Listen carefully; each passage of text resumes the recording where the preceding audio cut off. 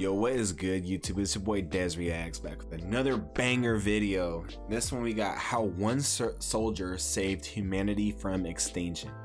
I've never seen this video before, but I know this has to be crazy if it saved all of us. And man, I got a couple of big announcements to make. One, man, thank you guys so much. I'm almost at 1,700 subs, which is freaking crazy. Goal is to 2K by September 11th.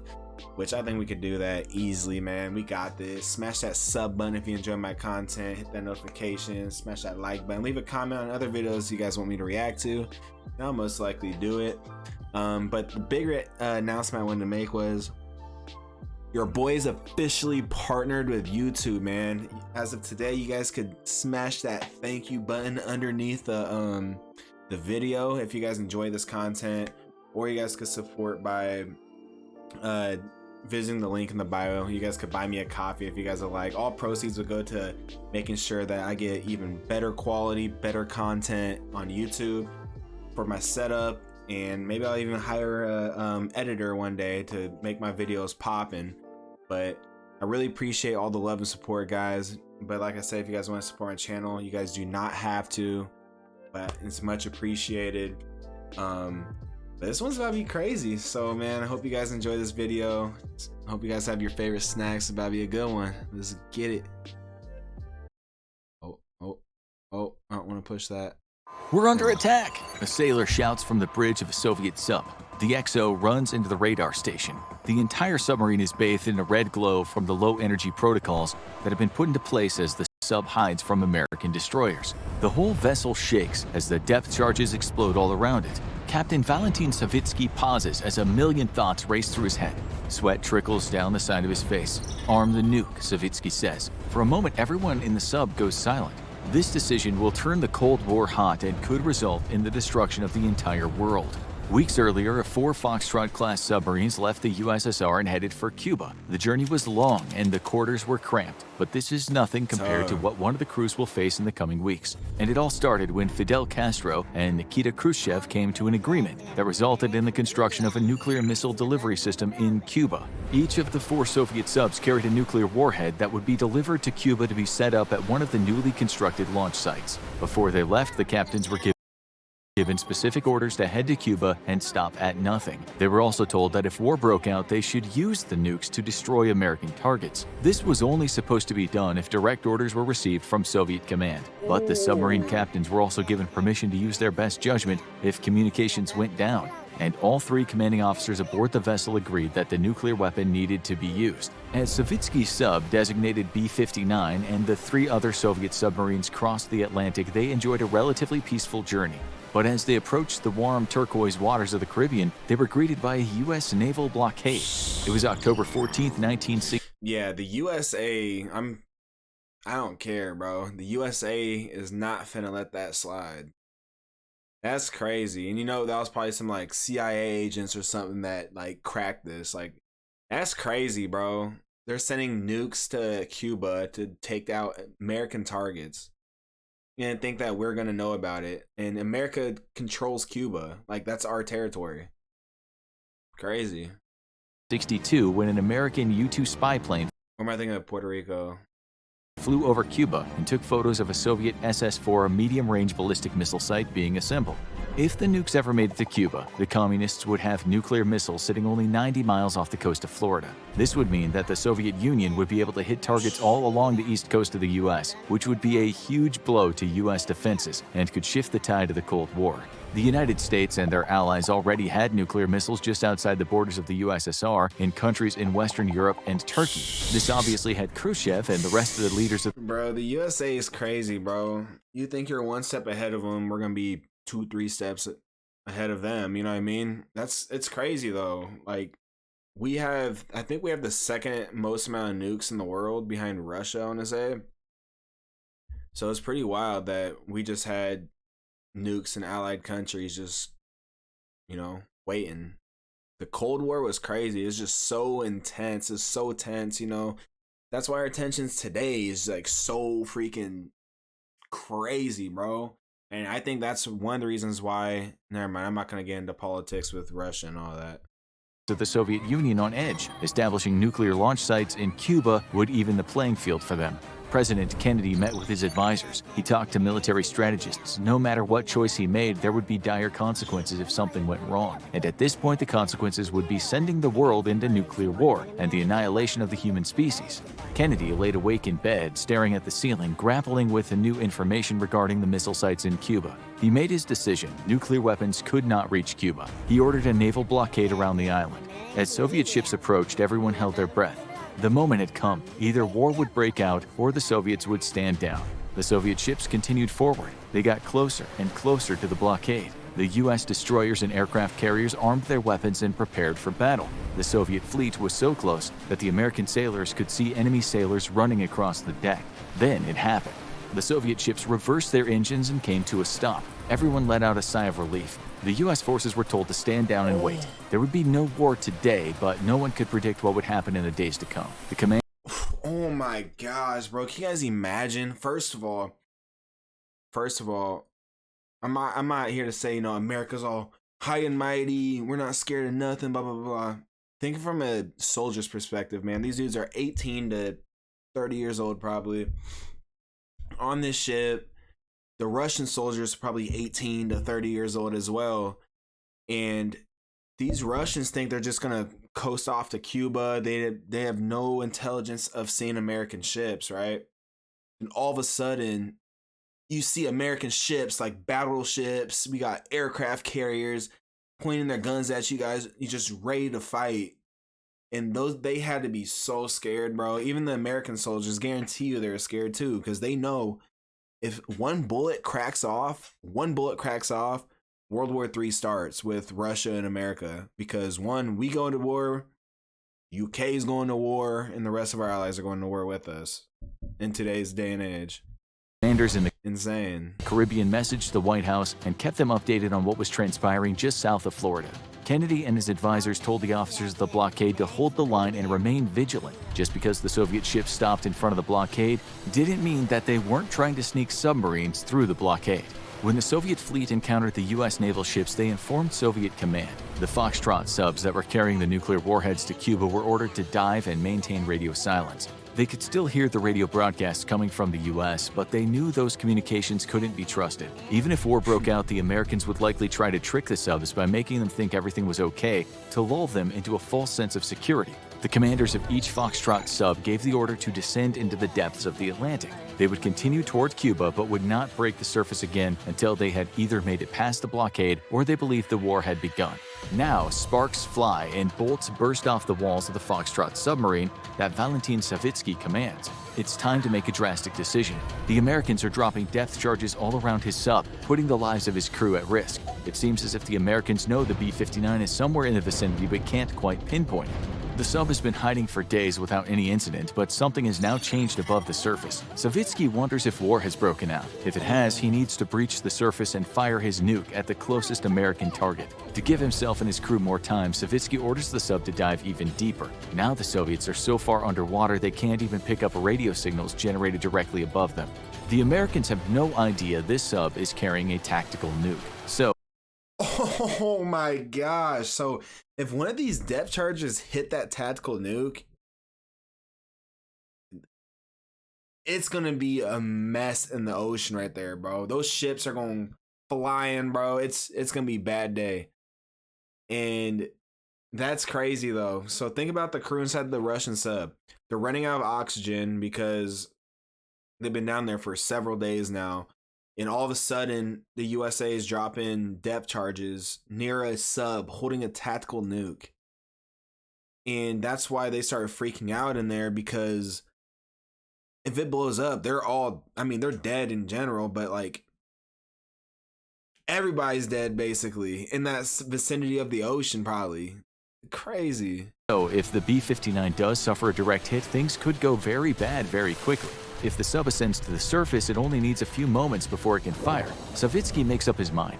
He and his crew have been stuck in the metal tube deep underwater for days. The temperature is well above 100 degrees due to a broken air conditioning unit, and crew members are constantly passing out from the intense heat and exhaustion. The Foxtrot subs were made for cruising through frigid waters of the Arctic, not the Caribbean. The carbon dioxide is building up within the submarine. The only way to alleviate the heat and replenish oxygen levels is by surfacing. Savitsky's afraid that an American ship will either capture or destroy them if he does this without being prepared to fire his nuke. Then suddenly the entire sub shakes violently. A depth charge has detonated just off the side of the vessel. The crew is thrown off their feet. Fires break out around the submarine. A crew member rises from the ground of the torpedo room, ears ringing, and grabs a fire extinguisher. He desperately sprays the flames that are approaching the torpedo tubes. Men scramble back to their stations. Although the depth charge was incredibly close, the blast didn't rupture the hull of the sub. It's at this moment that Valentin Savitsky decides he's going to fire his nuke. It will kill him and his crew, but it'll also take out the 11 U.S. destroyers and aircraft carrier in the vicinity. Savitsky can't be sure that the Soviet Union and the US are at war, but the amount of depth charges being dropped indicates that whatever is happening on the surface can't be good. He's willing to take the risk of launching his... Basically, he is scared to death right now because he thinks he's gonna die. He knows if he launches this nuke, every single one of them inside that cabin is going to die. But it will destroy the aircraft carriers and all the battleships surrounding. But because he doesn't know if they're at war yet, because remember, they're in radio silence for one. Two, they can't get a connection because they're way too far down. This could have been terrible. His nuke, even if it's the spark that ignites a nuclear war. Savitsky tells his officers what they're about to do. He still needs the other 2 officers on board to agree with him before he can activate the warhead and fire it. He turns to one of the senior officers and asks for his support. The man nods his head in support. It appears that this is actually going to happen. Savitsky orders his men to start preparing the nuke for launch. Throughout the journey, an armed guard has been posted outside the hatch that leads to where the nuclear warhead is located. The soldiers are there to ensure that no one on board can make any rash decisions or arm the nuclear device without proper authority. However, right now it seems that Savitsky will get the other officers to agree to his plan to launch the nuke at the Americans. The guard remains vigilant but feels a deep sense of dread in the pit of his stomach. He was put on board to protect the nuke, but if the captain wants it bad enough, there is nothing he can do to stop him.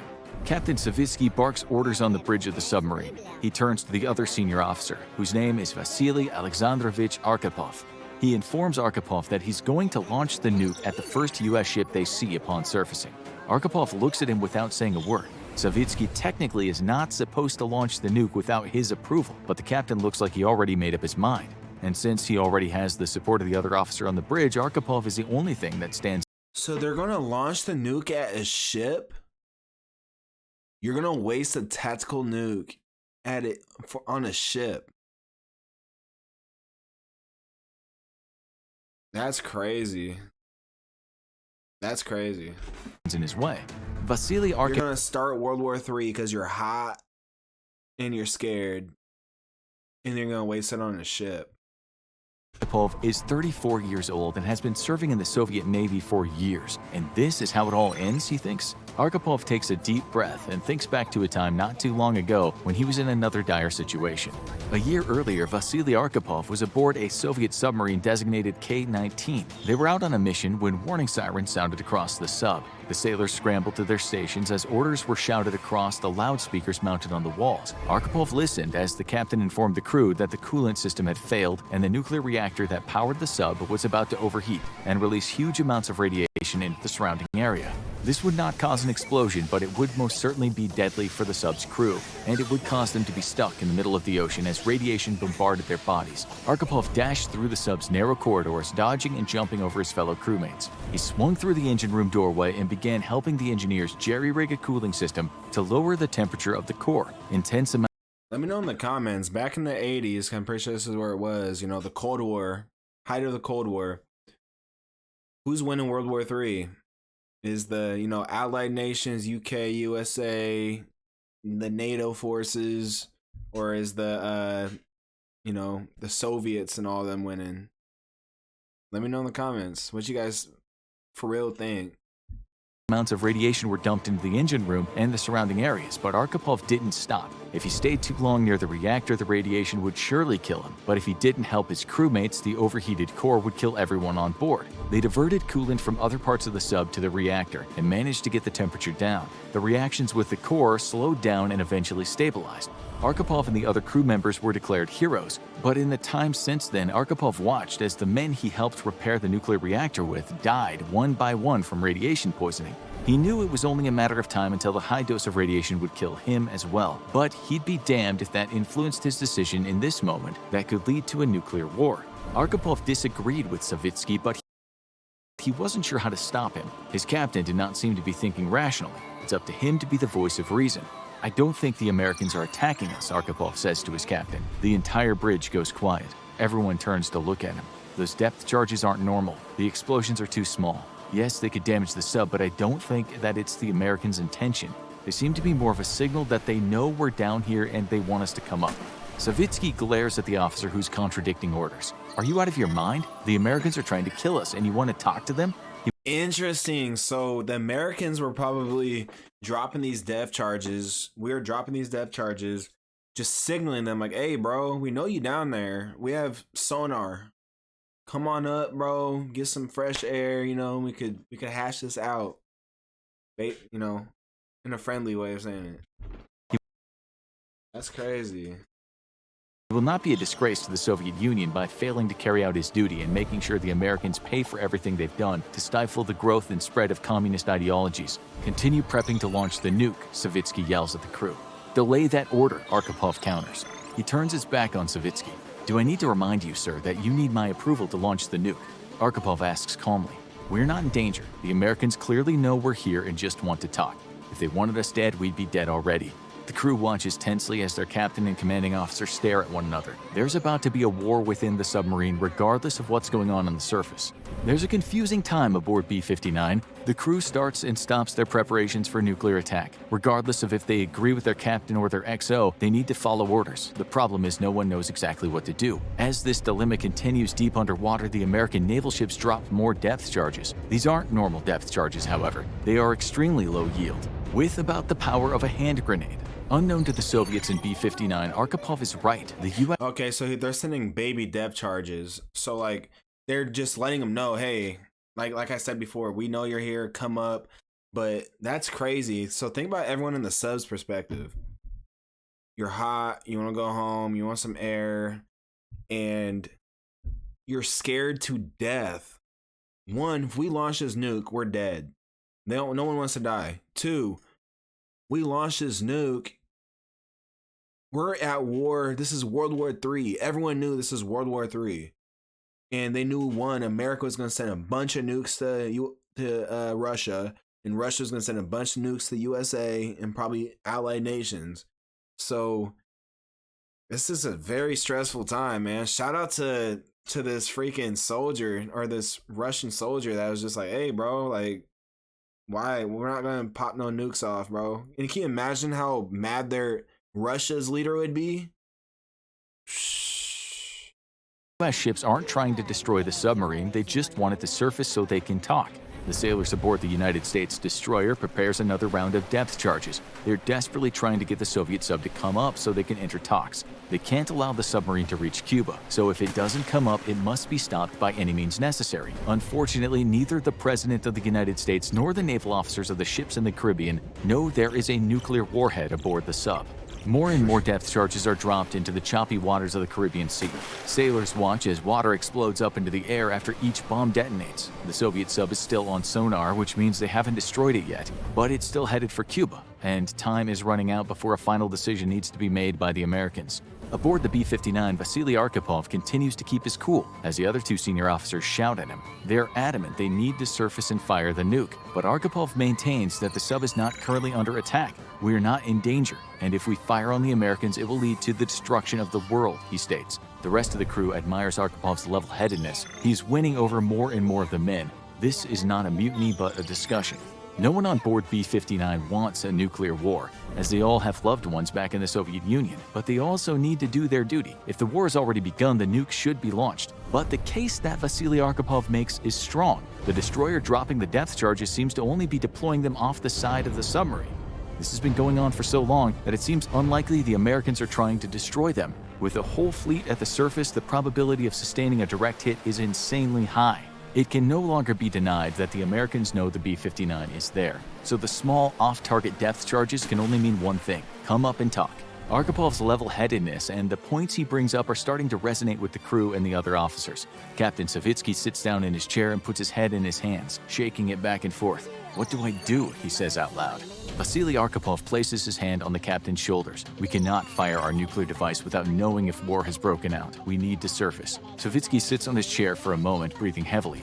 Everyone on the bridge holds their breath as they wait for the final orders. Savitsky rises from his chair and scans the room. "All right, men, you heard what the XO said. Disarm the nuke and prepare to ascend to the surface." Right, so if you think about it, though, it's like, even if you do go up and you are at war, and then America shoots you, one, they said a direct hit on the surface, there's a high probability that you'd still survive.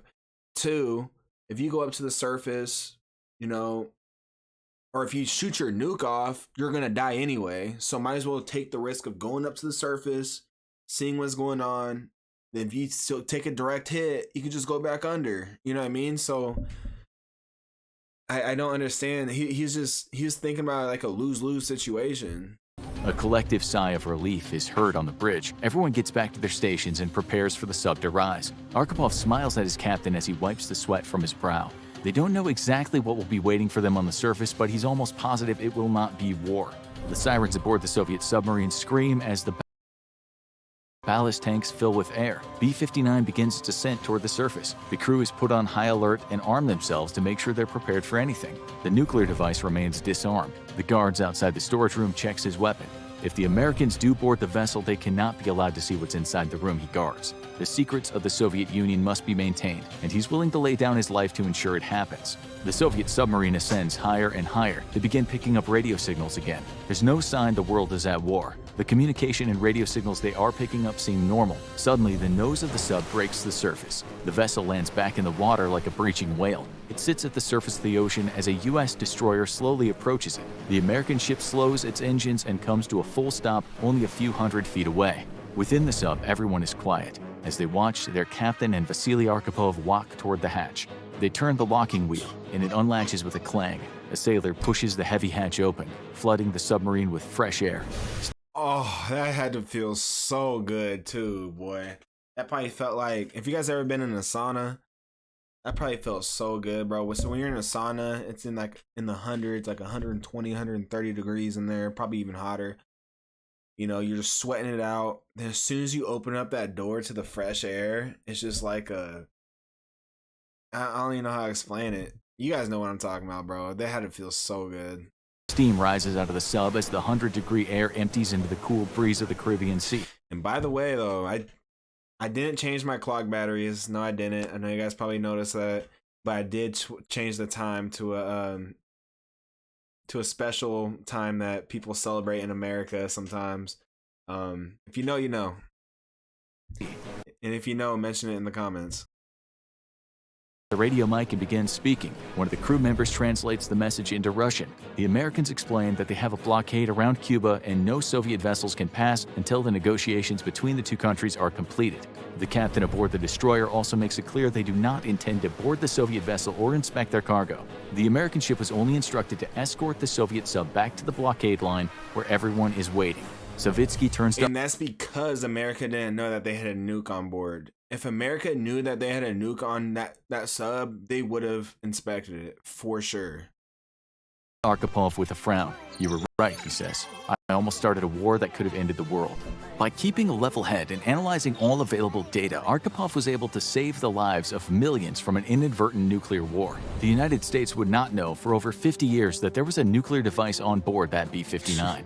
If Vasily Arkhipov had not been aboard the B-59, it's very likely the Cold War would have turned hot, and World War III would have begun in October 1962.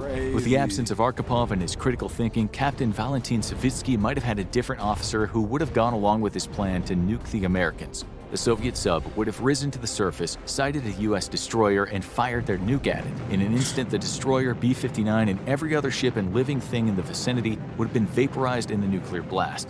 Since Savitsky would not have had time to communicate with the Soviet Union before making the rash decision, no one would have known what had happened or who fired first. The United States would think Khrushchev had ordered the attack and would immediately retaliate. Khrushchev would have no idea it was his sub who launched the unprovoked nuke at the Americans. He would see the United States and their allies mobilizing along the border and firing nukes at the Soviet Union. This would prompt him to launch his own nuclear missiles at strategic locations across Europe, resulting in mutually assured destruction. The world would be thrown into an all-out war, where there would be no winners. The entire surface of the planet would either be consumed in nuclear blasts or covered in radiation. Nuclear winter would begin only a few months after the nukes stopped dropping and would engulf the planet. It would be an extinction-level event for many species, including humans. However, several years after the Soviet Union and the United States wiped out most of humanity and life on Earth, the planet would recover. After B-59 was escorted back to the blockade and negotiations continued between the USSR and United States, it was decided that the Soviet ships and submarines would return to the Soviet Union. The Cuban Missile Crisis came to an end, but tensions remained high. It's not entirely clear what happened to Vasily Arkhipov when he returned home. Records indicate that he was promoted, but other than that, little is known about the role he played in the following years. Looking back on the Cold War, we can now say he was a hero who saved us all. Sadly, his heroism would eventually cost him his life as the years went by. Many of the men who were aboard the K-19 died from radiation sickness within 2 years of the accident. It's because they were having like a little meltdown in there and it was getting way too hot. So it probably just like the nuclear reactor is just going crazy, man. Oh, it sucks. Arkhipov lived until 1998 before dying of kidney cancer. There's little doubt that the cancer was caused by the radiation he was exposed to during his heroic act of repairing the reactor aboard the K-19. Nuclear weapons and nuclear energy can be incredibly dangerous. This is why it's so important that multiple people be involved in the decision-making process when determining if nukes should be used. Without Vasily Alexandrovich Arkhipov, we would most likely not be alive today to watch this video. He may be one of the most important people in history that only a handful of people actually know about. Now watch Most Feared Soldier, the one-man army with... Bro, that video was absolutely insane, bro. Let me know in the comments, would we be living in would everyone be dead? Would be in an apocalypse? Or would we be living in a democracy world where the US and the Western allies take over the world? Or we living in a communist state in this day and age with Russia ended up winning the war? Russia, China, probably North Korea. Let me know in the comments what you guys think, man. If you guys enjoyed this content, please smash that like button, hit that subscribe button, turn on the noties, bro. If you really mess with your boy, smash that thank you button underneath the video, man. Appreciate y'all. See you on the next video. Peace.